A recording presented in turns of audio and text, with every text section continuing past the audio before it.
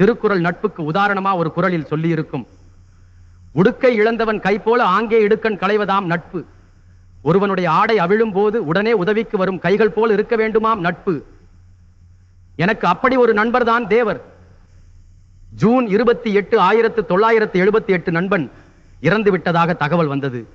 அதிர்ந்து விட்டேன். முக்கிய கோப்புகளில் கையெழுத்து போட்டு மற்ற வேலைகளை தள்ளி வைத்து நண்பனை கடைசியா பார்க்க சென்றேன். அவர் உடலை பார்த்ததும் கடந்த காலம் காட்சியாக வந்தது.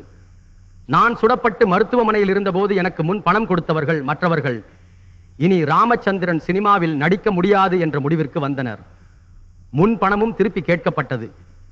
ஆனால் என்னை பார்க்க வந்த தேவர் முருகனின் பிரசாதம் கொடுத்து, உனக்கு ஒன்றும் ஆகாது, நீ மீண்டு வருவே என்று சொல்லி 3 படங்களுக்கு அட்வான்ஸ் தொகை கொடுத்தது ஞாபகம் வந்தது.